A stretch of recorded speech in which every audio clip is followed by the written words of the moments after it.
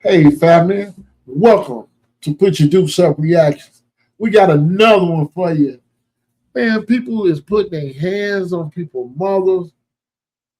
You'll see what I'm trying to say. Let's get right into it. Waste no time. Let's go.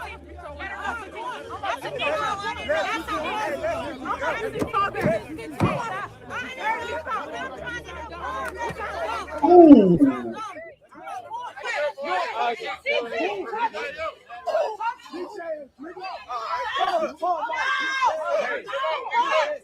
This is 31-year-old Jakiria Williams and 25-year-old Martisha Payne, two Detroit residents whose lives were taken at a pool party after they got involved in a conflict with a man's mother. On the night of August 9th, 2025, just before 10 p.m., Detroit police were called to a rental home on the city's east side near 7 Mile Road in the Fleming area after reports of a mass stabbing at a pool party. When officers arrived, they found Jakiria Williams, the host of the gathering, fatally stabbed near the pool. Martisha Payne was also critically wounded and later pronounced dead. Two additional Oh, guests were rushed to the hospital with serious injuries. Just hours earlier, Jakiria had gone live on Facebook, smiling, relaxed, and excited to host a summer night with people he trusted. Martisha, a devoted mother who rarely went out, had allowed herself one night of freedom. But after an altercation happened between Martisha and the 31-year-old Daiwan Hobson's mother, everything spiraled to a deadly stabbing. But before we get to how things get that bad, we have to go back to the very beginning. This is the life and death of Jakiria Williams and Martisha Payne. Jakiria Williams was 31 years old and from Detroit, Michigan, a man whose name carried weight in his circle because he was the one who brought people together.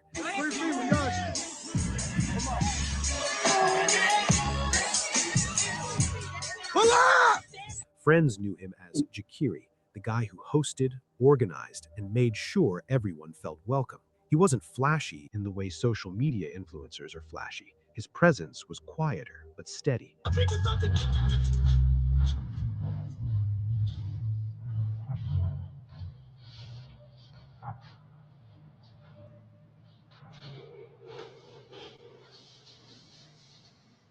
The kind that made people show up because they trusted the space he created. That sense of responsibility didn't come from oh nowhere. wow. Jakiria was a father, and that role shaped nearly The every baby. decision he made. Those closest to him described him as protective, attentive, and deeply invested in the people he cared about. Even when he was relaxed, there was an underlying awareness to him, watching, checking in, making sure things stayed under control. It wasn't about Security dominance, man. it was about order, and order mattered to Jakiria because stability mattered. Work-wise, Jakiria supported himself through consistent, hands-on labor. He wasn't known for chasing status or shortcuts. He valued showing up, earning respect, and being reliable. That mindset translated into how he hosted gatherings. When Jakiria threw a party, it wasn't reckless, it was intentional. He invited people he knew, people he trusted, people he believed would respect the space. And on Saturday, August 9th, 2025, that trust extended to a pool party he was hosting at a rental home on Detroit's east side near 7 Mile Road in the Fleming area. It was meant to be simple: music, Why drinks, they gotta a say summer real night, too friends home though? cooling off How by the they know? pool after a long week.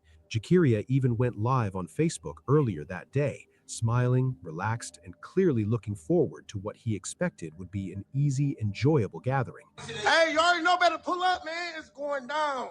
Starting right now. But what no one watching those videos could see was how fragile the balance actually was.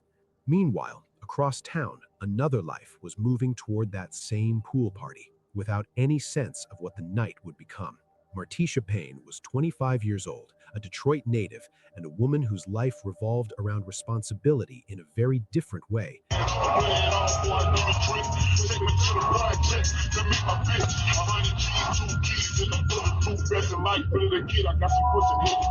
She was a mother to a 6-year-old daughter, a child who depended on her completely. Friends described Martisha as devoted, protective, and deeply connected to her family. Being a mother wasn't something she mentioned in passing. It defined her priorities. That made the night of August 9th unusual for her. Martisha rarely went out, but that evening she allowed herself something small and human: a break. She got dressed, did her nails, and posted on social media about heading to the pool party. To outsiders, it looked like a carefree night, but to those who knew her, it was clear how rare that freedom was. And that contrast mattered.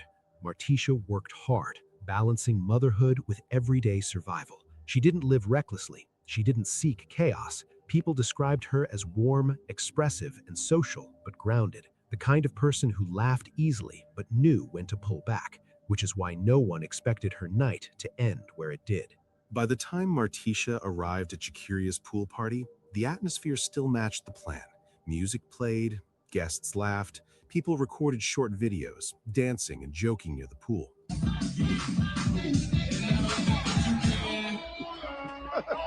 nigga wild retarded.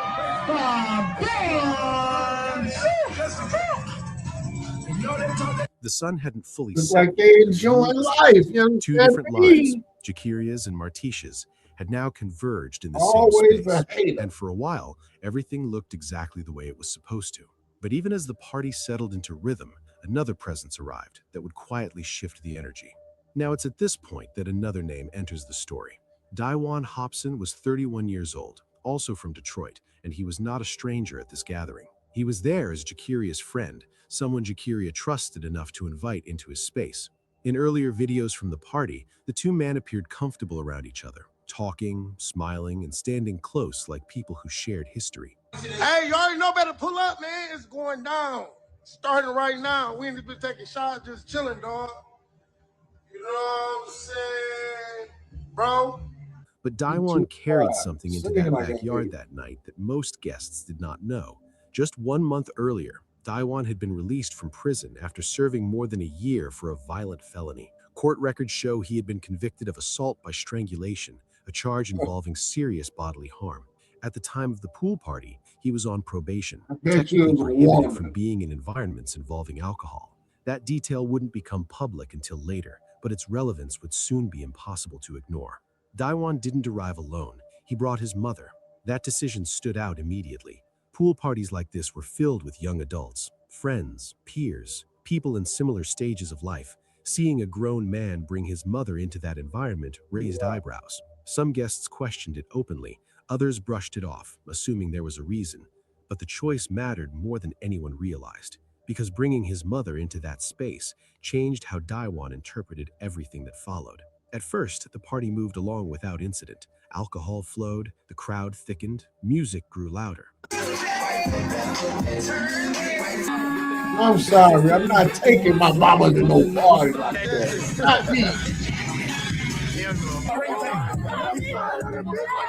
As afternoon turned into evening, the backyard That's became more weird. crowded, with people moving in tighter spaces around the pool. That's when small things started to happen. Bumps, accidental contact, drunken missteps. The kinds of minor frictions that happen at crowded gatherings every weekend, and usually end with nothing more than a brief apology. According to multiple accounts, Martisha, who had been drinking, accidentally bumped into Daiwan's mother near the pool.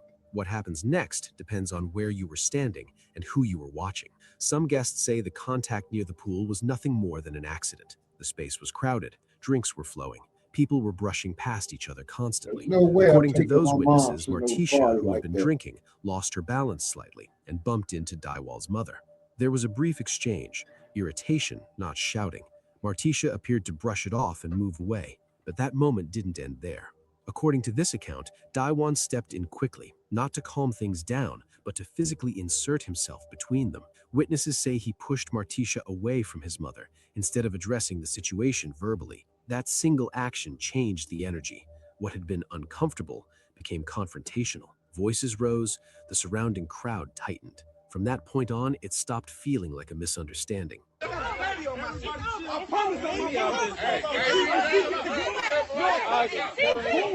Meanwhile, others remember the sequence There you go. differently. Okay, hold Several that guests thought. insist the contact wasn't a one-time accident.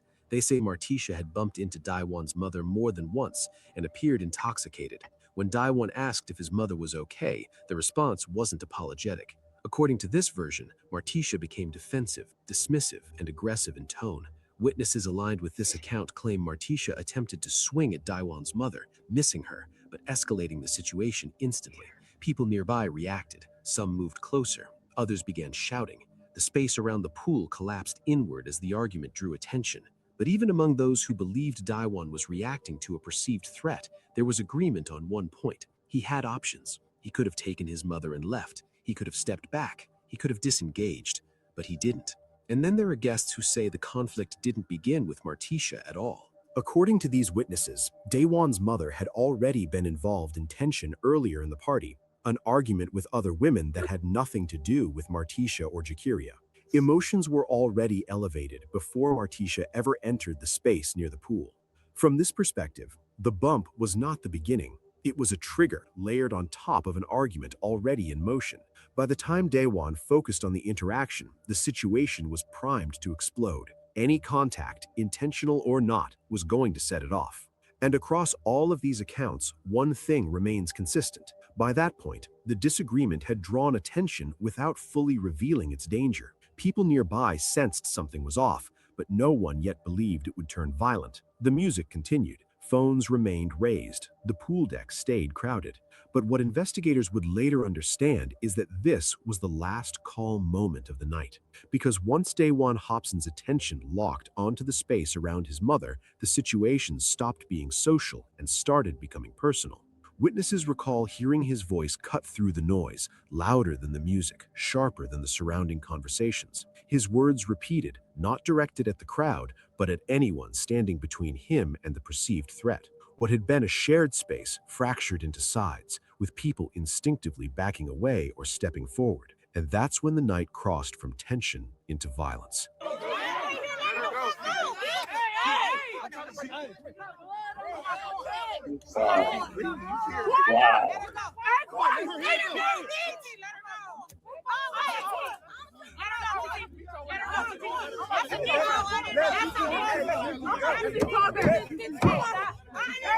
Man, her headline pushed back. They hit that man, mama, like that.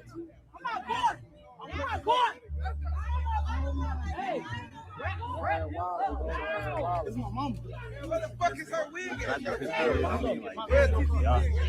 Why y'all do her like that? Who is she? Who are we? Man, why would you take your mama to that car? Today's news on today's news on Detroit East Side. Look at him recording.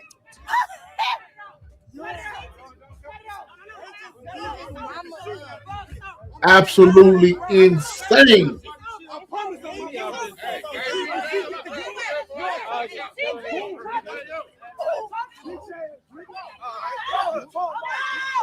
All of a sudden, Daiwan pulled out a knife. It wasn't a small pocket blade. Multiple witnesses described it as a larger knife, something that didn't belong at a casual pool party. How long it had been on him remains unclear. What is clear is that once it appeared, the situation changed instantly. There was no warning shot, no threat made aloud that caused people to scatter in time.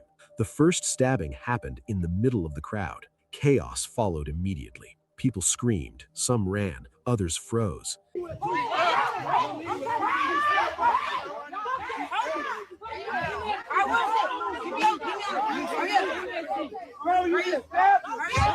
The videos from that moment become shaky and disjointed, hands jerking away as people tried to back up while still filming.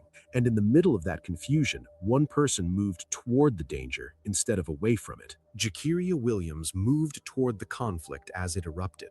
According to his mother and multiple witnesses, he wasn't advancing aggressively. He was trying to stop what was happening. He stepped into the space between Daiwan and the others in an attempt to break it up. That decision put him directly in harm's way.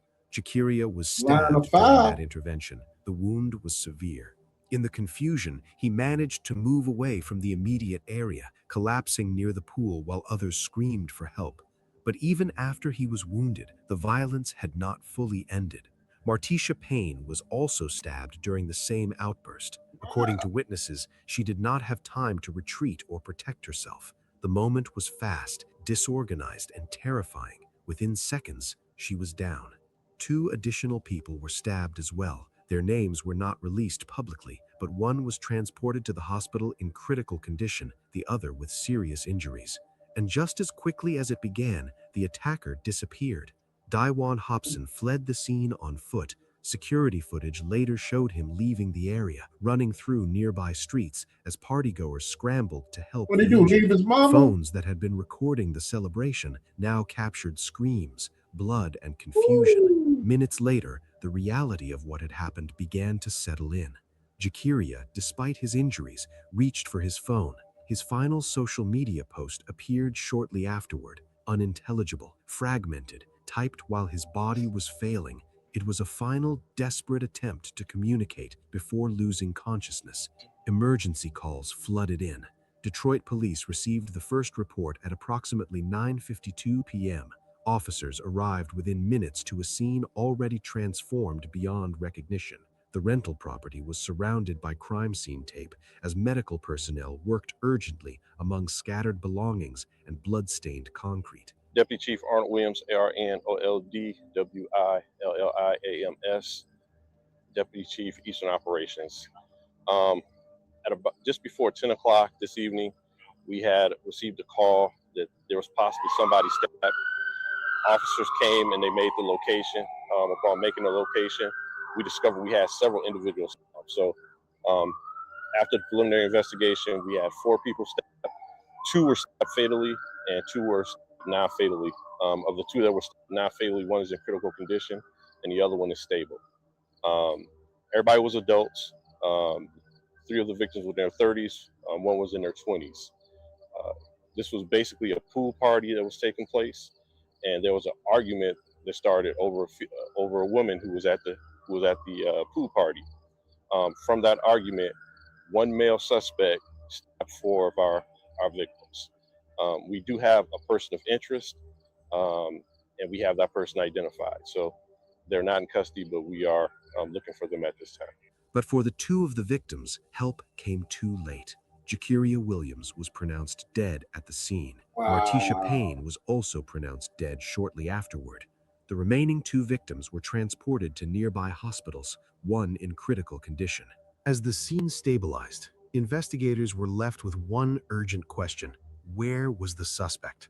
By the morning of August 10, 2025, police publicly identified DeJuan Hobson as the man responsible for the stabbings. They confirmed he had been released from prison just 1 month earlier after serving time for a violent felony involving strangulation. At the time of the party, he was on probation. That revelation shifted the case from a sudden tragedy to something prosecutors would later describe as preventable, and it intensified the urgency. Within days, Detroit police publicly identified Hobson as their suspect and announced a $5,000 reward for information leading to his arrest. So now to a pool party taking a deadly turn in Detroit. Right now, police asking for your help as they desperately search for whomever is behind a quadruple stabbing. 2 people did not survive. This all occurred Saturday night at an Airbnb on Fleming Street near Conant on Detroit's east side. And neighbors say the home had been causing trouble for a while. 7 News Detroit reporter Darren Cunningham is learning more about the victims and digging deeper into the investigation. Darren. Loved ones of the man and woman who died in this weekend's gruesome murders are looking for answers, and they're hoping arrests will take place soon. Kimberly Williams says her son Jakari hosted a pool party with another person on Saturday. The home on Fleming Street on Detroit's east side was rented for the occasion. That night, an altercation broke out. Videos of the brawl are circulating on social media. Detroit police say it started as an argument over a woman. Investigators say a man ended up stabbing 4 people, including Jakari Williams, who were told was trying to break up the scuffle. 2 people died, including Jakari and another young lady. His mother tells me he was a good guy, positive, and she believes he was friends with the man who allegedly committed these heinous acts. They were pretty close. They were pretty close. So we thought,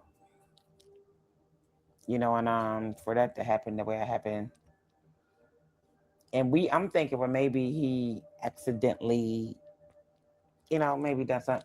It wasn't no accident. It hurt it to the core. I just buried the son 2 years ago. Coming up on 7 News Detroit at 5 o'clock, hear from the mother of Martisha Payne, the other victim who died in this weekend's tragedy. As for the police investigation, DPD tells me that they are still looking for leads that will lead them to the person of interest. For now, Darren Cunningham, 7 News Detroit. The manhunt unfolded quickly. with investigators tracking tips, surveillance footage, and witness accounts. First, a pool party ends with a deadly stabbing spree. Now the manhunt is on to find the killer. Investigators say the person attacked 4 people, killing 2 of them, a man and a woman. This happened near 7 Mile Road and Fleming Street, where neighbors say the house is often used for parties. Tonight, Shantae Passmore has an exclusive interview with the family of one of the victims, plus what the property owner told her went wrong at the party.